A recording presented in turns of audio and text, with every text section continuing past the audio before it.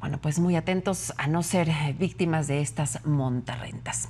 Seguimos en la Ciudad de México y otro fenómeno que ocurre con la vivienda en la capital del país es que en la última década las plataformas digitales de alojamiento temporal han transformado de manera profunda los mercados urbanos de vivienda, intensificando disputas en torno al acceso, al uso y valorización del espacio urbano y del uso de suelo. Para que nos platique más sobre este tema, le damos la bienvenida al estudio a la doctora Alejandra Garrido Rodríguez. Ella es investigadora postdoctoral del Instituto de Geografía y nos viene a hablar de esta investigación, este libro, Airbnbificación, a ver si lo dije bien, en la Ciudad de México, transformación del mercado de alquiler. Y lo que proponen con esta investigación es que de pasar de una economía colaborativa, que inicialmente así inició estas rentas temporales de vivienda, ahora es un negocio inmobiliario. Sí, correcto. Particularmente este libro busca retratar cómo han entrado las plataformas en toda la Ciudad de México, algo que comenzó generando quizá rentas accesibles para la mayoría de la población, cuando vas a vacacionar, cuando te vas a quedar una semana o demás. Hoy se ha transformado en un negocio muy lucrativo que incluso están operando a partir de desarrolladores o de grupos inmobiliarios. Ya no es la persona que tiene una casa y que tiene un par de cuartos extra y lo va a rentar y necesita sacar un ingreso extra, ¿no? Incluso hablamos de construcción de unidades de departamentos exclusivos para este uso. ¿Y eso, doctora, cómo cambia? Porque sí, efectivamente, a ver, yo tenía mi casa toda la vida, se fue mi hijo y me queda ese espacio libre y tengo la posibilidad de recibir a un visitante eventualmente o durante todo el tiempo estoy en capacidad de recibirles, darle atención en ese cuarto. Pues bueno, pienso en esa dinámica. Pero sí, sobre todo en colonias como la Roma, la Condesa, la Juárez, hay edificios completos que ya funcionan bajo este esquema como si fueran casi hoteles con una persona en una especie de recibidor, como si fuera un concierge, como si fuera un personal de hotel, y todas las habitaciones funcionan como tal. Bueno, ahí las principales problemáticas que identificamos son zonas residenciales y no son zonas con un uso de suelo destinados a comercio o alojamiento. ¿Qué tiene que ver esto de un departamento, una vivienda con muchas personas que van llegando? El tema de carga, ¿no? De servicios como agua, drenaje, luz, incluso muchos departamentos o muchas unidades, por ejemplo, por Benito Juárez, tienen afuera lonas que dicen no más renta porque no hay agua, ¿no? Y bueno, sí tienen razón de decir esto. Finalmente hablamos de una saturación de los servicios. Son zonas que no están creadas o no tienen esta infraestructura. Esta vocación, podríamos decirle, ¿no? Ajá. Y luego también encontramos que muchas de estas viviendas no tienen algunos elementos como podrían ser en los hoteles, ¿no? Como salidas de emergencia, zonas de seguridad. Son edificios, son casas que no están destinados o que no tienen estos protocolos de seguridad. Claro. Y bueno, también ahí se habla de una, digamos, competencia desleal, porque finalmente los hoteles pagan impuestos, pagan servicios, y en el caso de las plataformas, empleados. Exacto, y ese excedente que cobran es el usuario el que lo está pagando, no es la plataforma ni nada más. Bien. Exponen también en este libro que eso deja menos viviendas disponibles para las personas que buscan una renta a largo plazo. Sí, claro. Bueno, eso es muy interesante porque de acuerdo con un par de análisis que hemos hecho, en una sola manzana, si antes, por ejemplo, digamos, una manzana tenía 3,000 viviendas. De esas 3,000 viviendas, la mayoría iba a ser vivienda en propiedad y quedaba muy poquita vivienda para renta tradicional. Es decir, yo voy, rento un mes, 2 meses o un año. Pero estas personas que antes rentaban dejan estas rentas tradicionales por una de vivienda, bueno, por una de plataforma. ¿Por qué? Porque es mucho más rápido poder comercializarlo y la ganancia es mucho mayor. Es decir, un solo departamento pueden rentar las 2 habitaciones de forma independiente, incluso también el área del sofá, ¿no?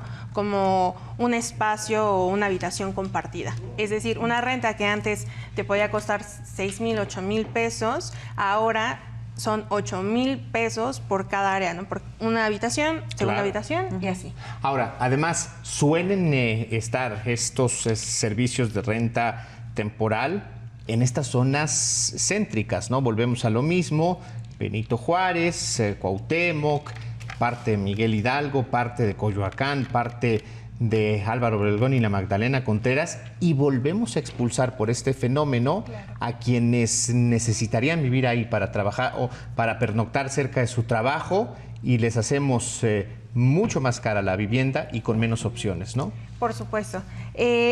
Como lo comentas, estas son las zonas donde se identifica la mayor cantidad de este tipo de viviendas en plataforma, y también donde antes encontrábamos una gran cantidad de viviendas en alquiler tradicional.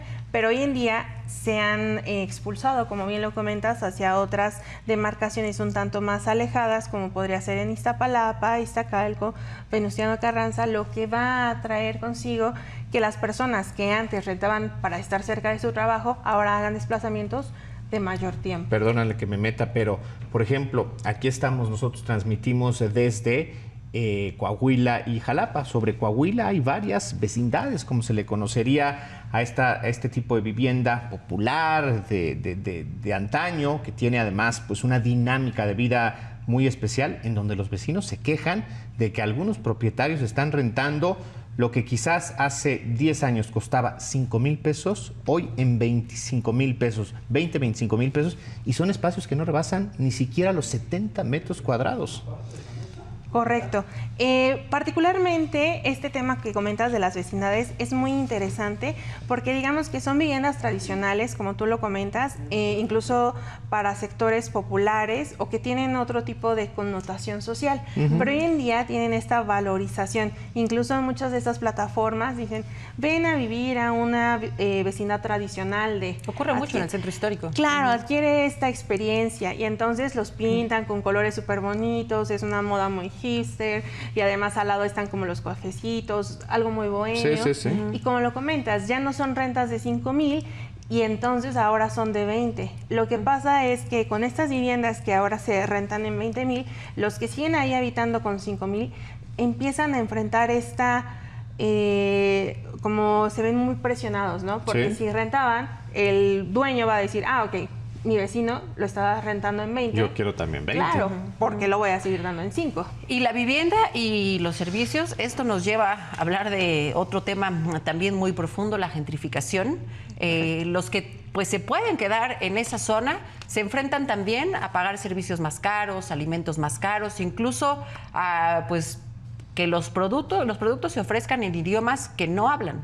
Correcto. Incluso por ahí hace un par de meses, 1 o 2, salió una noticia que cerraban la última verdulería por acá por Roma Sur, y realmente era impresionante, ¿no? Es un comercio local, es un changarrito que tenía muchos años, y finalmente es expulsado porque ya no es ese comercio el que se necesita. Incluso vemos la transformación de todos los servicios y de todo lo que se ofrece para que nosotros consumamos, ¿no? Los mercados dejaron de ser este mercado que ofrece solamente carne, pollo y verduras para algo mucho más, no sé... Gourmet.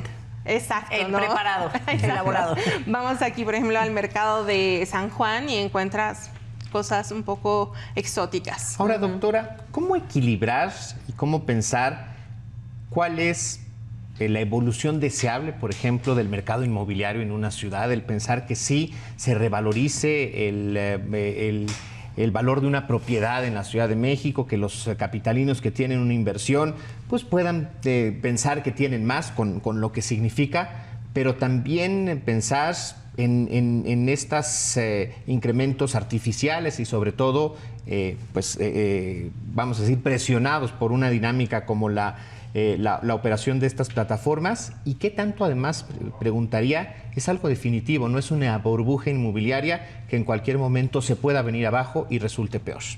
Ok, muchos se ha comentado si realmente estamos dentro de una forma de espiral o una burbuja inmobiliaria. Hasta el momento no hay como síntomas que diga, se ve que estamos llegando al tope o al máximo. No, esto comienza a subir, sigue subiendo y todavía no se puede identificar si tendrá un punto de quiebre en los próximos años. Okay. Por ese lado, no.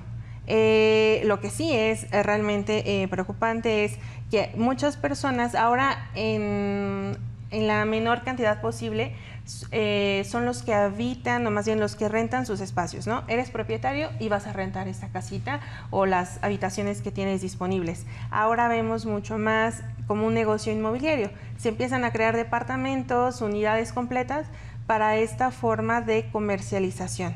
Ya no es como esa forma... no es una propiedad individual, sino más bien, o sea, ahí se pierde esta sana dinámica, cuando no es realmente una propiedad de capitalinos, sino el negocio de unos desarrolladores o quizás de empresarios. Correcto, y eso es realmente lo preocupante, porque entonces los espacios ya quedan muy pocos disponibles dentro del banco de suelo urbano para construir vivienda, pues los construyes vivienda para renta, pero renta muy exclusiva. Ya. Doctora, esto nos lleva a otro punto, la regulación. ¿Cómo está regulado este tipo de vivienda en alquiler por corta estancia? ¿Quién lo regula? ¿Qué hace falta? El año pasado comenzaron a presentarse iniciativas en la Cámara de Diputados justamente para regular todas estas plataformas. Incluso trajeron un par de invitados o asesores de Barcelona, de algunas otras partes de Europa, para que nos dijeran cómo regularlo.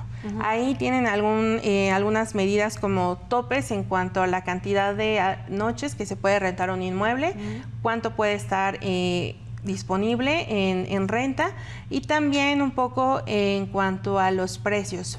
Pero después de eso, un par de meses, se pusieron unos amparos por parte de algunos propietarios. Estas regulaciones siguen siendo insuficientes, porque además pedían que todas las personas que tienen viviendas en algunas plataformas se registraran en un padrón, pero digamos, no están completamente obligados. Aquí regresamos a lo mismo. Tenemos muy buenos instrumentos o marcos normativos que nos podrían ayudar a dar atención a las problemáticas. El problema es que no hay quien supervise que realmente se cumplan. Es eso. Pues es muy compleja la situación. compleja la situación. ¿Cuál sería el reto? ¿Cuál es el reto en esta materia? Sobre todo para garantizar vivienda social, para garantizar vivienda a los capitalinos, para quienes viven en la Ciudad de México, pues puedan pensar que están cerca de su trabajo y que no tienen que pues salir expulsados. Bueno, tenemos dos grandes, o yo diría que tres puntos muy importantes de atender. El primero es comprender que aun cuando ahorita hablamos de las plataformas, que son como este actor disruptivo, ellos son la punta del iceberg, ¿no? La problemática de falta de vivienda, precios muy caros, es una serie de problemas estructurales, tiene mucho más cosas de fondo, ¿no? Es una cuestión histórica. Entonces, no solamente hace falta regularlo, sino ver todo lo que traemos detrás para ver o ir atendiendo poco a poco. El segundo es también comprender que el mercado de vivienda en renta, en propiedad, tiene distintos consumidores, ¿no? No todas las personas necesitan comprar una casa con 4 habitaciones, un jardín y 2 garages, sino que tal vez hay personas mucho más jóvenes que solamente necesitan un espacio para llegar a dormir, donde poner la bici y ya, ¿no? Guardar su ropa y bañarse. Ampliar un poquito o diversificar la oferta, eso es como el segundo punto interesante. Y el tercero, considero yo que sí sería asumir un poco más de responsabilidad por parte del Estado para ver todos los problemas que existen y que realmente pueda entrarle el Estado. Es decir, no solamente regular las plataformas, también ver o analizar cómo están los precios de las viviendas, incluso poner por ahí un par de topes, simplemente tener la información necesaria para poder proponer. Hasta este momento no tenemos información de en cuánto están las rentas, ¿no? Todo se deja a investigaciones privadas. Doctora, por último, ¿qué podemos destacar como positivo de esta transformación del mercado de alquiler? ¿Hay algo? Sí, en los inicios o en los primeros años de este tipo de alquiler, la economía local sí tenía un progreso. Es decir, como lo comentábamos, ¿no? Antes una persona que está jubilada, ya no tiene hijos, una casa propia, tal vez podía rentar estas habitaciones que tenía disponibles y suponía un ingreso extra, considerando que tal vez la pensión es poco y demás. Y también impactaba el comercio local porque había muchas personas que llegaban a consumir ahí. Entonces, sí hay una serie quizá de ventajas para los que están poniendo su vivienda en renta mediante esta forma. Pero volvemos a lo que ya comentábamos, ¿no? Cuando es un negocio operado por inversores. Cuando se monopoliza de alguna forma. Exacto, ahí de plano perdemos todos los beneficios. Ok. Bueno, pues invitamos a la audiencia a consultar este texto. A ver, ayúdeme, doctora. Airbnbificación de la Ciudad de México. De la Ciudad de México. Muchas gracias. Transformación del Gracias. mercado de alquiler, una investigación coordinada por Alejandra Garrido Rodríguez y Manuel Suárez Lastra. Muchísimas gracias. Gracias, al contrario, a usted, doctora.